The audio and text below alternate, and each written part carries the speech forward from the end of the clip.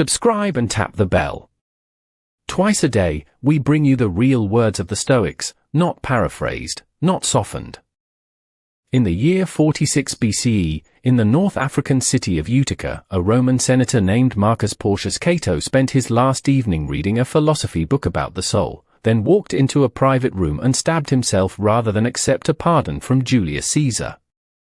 The historian Plutarch recorded the scene in detail, and Seneca, writing more than a century later, held Cato up as the single clearest example of what a Stoic education is actually supposed to produce under real pressure, not composure at a dinner party, but this.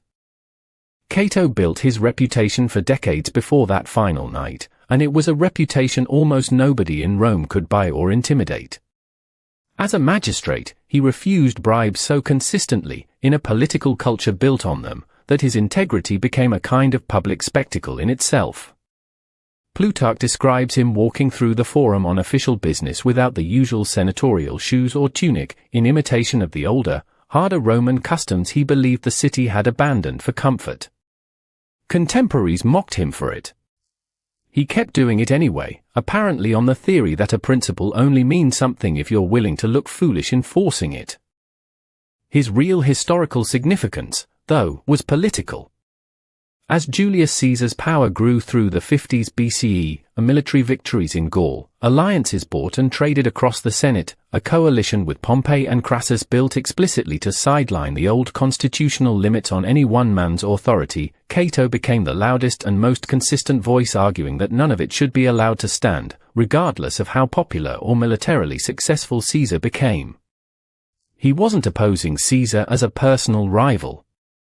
He was opposing what Caesar represented, the Roman Republic's institutions being quietly, legally dismantled by a man skilled enough to make the process look inevitable.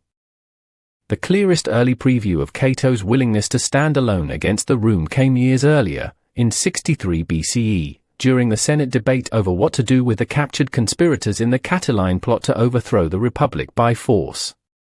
Julius Caesar, then a rising senator himself, argued for a lesser punishment, permanent imprisonment rather than death, warning the Senate against setting a precedent of executing citizens without trial. The chamber was reportedly swaying towards Caesar's position. Cato stood up and, according to the historian Sallust, delivered such an uncompromising argument for the death penalty, framing hesitation itself as a betrayal of the republic the conspirators had tried to destroy, that he turned the entire vote around. The conspirators were executed that day. It was the first time much of Rome saw exactly how far Cato was willing to go against the Rome's mood once he decided a principle was actually at stake, and it put him and Caesar on opposite sides of a divide neither man ever fully closed again. It wasn't inevitable to Cato, and he said so in the Senate, repeatedly, for years, at real personal cost. When civil war finally broke out between Caesar and Pompey in 49 BCE, Cato sided with Pompey's republican forces, not because he admired Pompey especially, but because a republic with a flawed defender still beat no republic at all. He commanded troops, endured a brutal march across the Libyan desert with his soldiers by Plutarch's account, and kept fighting even after Pompey himself was murdered and the republican cause was clearly, mathematically losing. Plutarch is specific about how Cato conducted himself on that march, and the details matter because they're the same instinct running through his entire life, not just the final scene. He reportedly refused a horse and walked alongside his soldiers on foot through the desert heat. He drank the same rationed water they drank, no more, even though rank would have entitled him to better. This wasn't performance for an audience, most of it happened far from Rome, with no political benefit attached.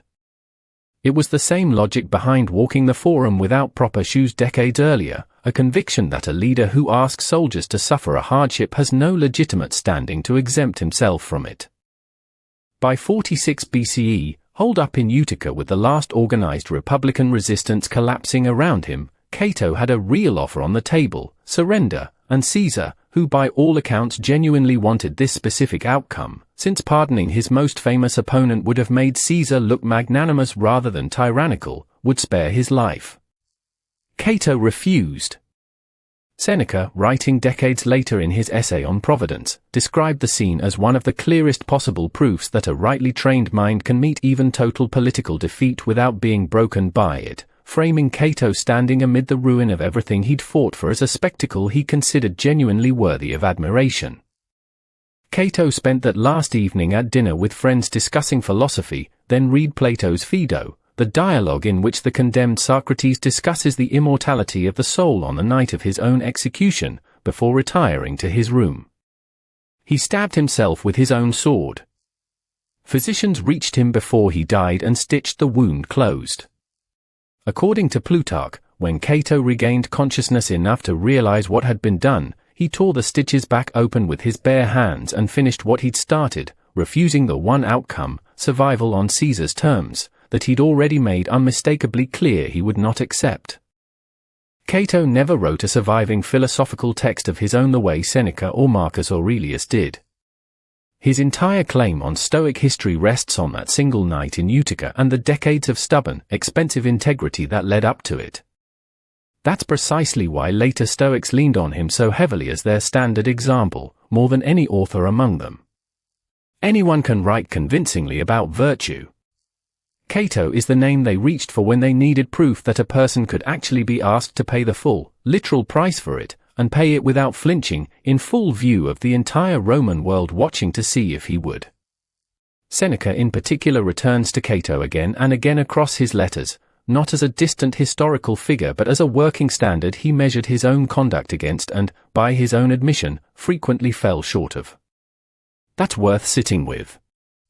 The man who wrote most eloquently about wealth's proper place still needed Cato as the example, because Cato had actually been tested at the one price no letter, however well argued, can substitute for the price of a life, offered up in full, with a pardon sitting unused on the table the entire time, in a room in Utica, on a night he'd chosen for himself and no one else.